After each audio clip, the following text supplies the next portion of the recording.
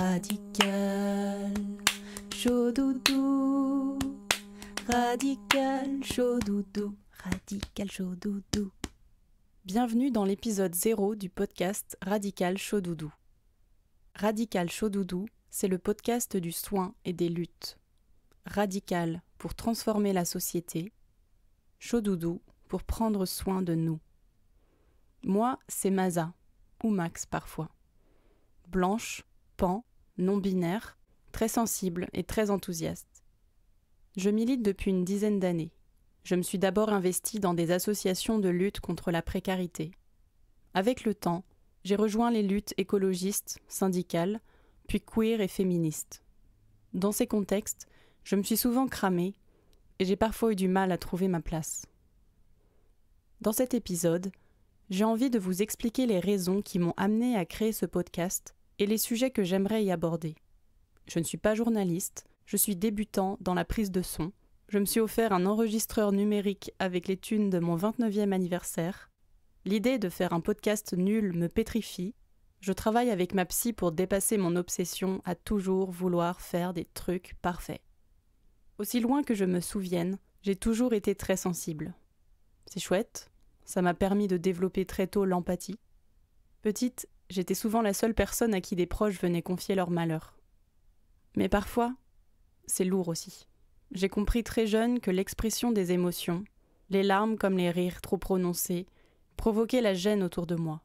Il valait mieux paraître fort ou forte, sûr de soi, pour s'intégrer, avoir des amis, éviter les moqueries. Ce n'est que bien plus tard, grâce à des expériences militantes et des lectures engagées, que j'ai réalisé qu'il se jouait là des rapports de domination. Car les émotions, c'est politique. La colère comme la joie dérange le pouvoir. Lors d'un cercle de parole auquel j'ai participé il y a quelques mois, quelqu'un a dit « Les émotions, c'est révolutionnaire. C'est ce qui sort du cadre. » Il y a quelques années, je me suis engagée avec passion dans un syndicat pour les travailleuses de l'associatif. C'était un lieu de ressourcement, au moment où je rencontrais des difficultés avec mon employeur. J'y ai énormément appris sur le féminisme, le fonctionnement autogestionnaire, l'antiracisme, mais aussi les souffrances et les multiples vicissitudes inhérentes au travail dans les associations. J'ai passé des heures à militer dans ce syndicat. Parfois 3 réunions par semaine, des appels incessants à droite et à gauche, de nombreux week-ends aussi, jusqu'à manquer l'anniversaire de mon mec pour me rendre à l'Assemblée générale, parce qu'à ce moment-là, c'est ça qui me paraissait plus important. C'est triste à dire, mais 1 an et demi après le début de mon engagement, je suis devenue aigrie. Malgré tout le plaisir que me procurait cette dynamique collective, j'avais du mal à trouver ma place. On s'imposait un rythme de fou, on voulait bien faire et on était exigeante avec nous-mêmes. Faut dire qu'on avait beaucoup de responsabilités, une grosse charge mentale, des conflits à gérer, et nulle part où on pouvait se parler. Même nos soirées dans des bars finissaient malgré nous en réunion. Certes, on faisait bien de temps en temps un petit tour de table où chacune partageait comment elle se sentait. Mais on ne s'offrait pas d'espace pour poser nos souffrances, repenser notre fonctionnement, nous relier, rallumer le feu de notre engagement. Je sais qu'on faisait du mieux qu'on pouvait. On était fatigués, on n'avait pas le temps de penser à prendre soin de nous. Mais aurait-il pu en être autrement ? En 2021 est sorti le livre Joie militante de Carla Bergman et Nick Montgomery, traduit en français par Juliette Rousseau. Sa lecture m'a bouleversée. Il a mis des mots sur des souffrances.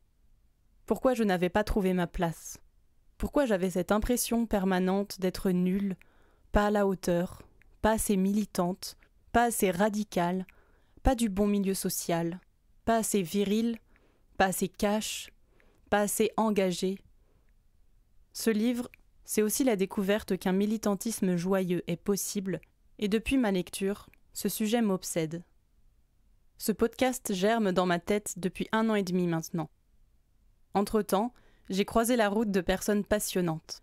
Des activistes organisant des actions de soutien psycho-émotionnel lors d'actions de désobéissance civile, des psychologues qui s'engagent pour la santé mentale des activistes, des militantes qui se sont cramées et qui travaillent aujourd'hui à prévenir le burn-out dans les collectifs en lutte.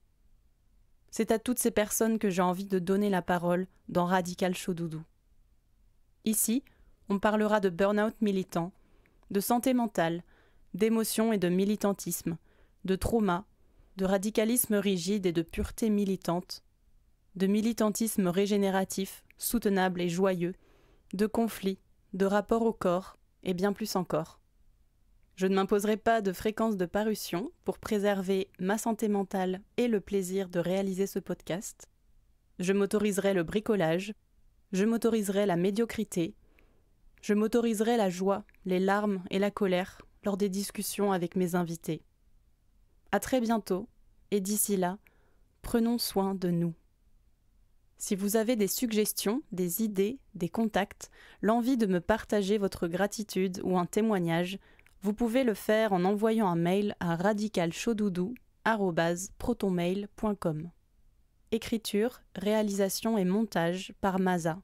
Ce podcast est produit par Le Compost, une pépinière de podcasts documentaires, intersectionnels, politiques, féministes, queer décoloniaux, créée par la formidable Clémence Chantatso.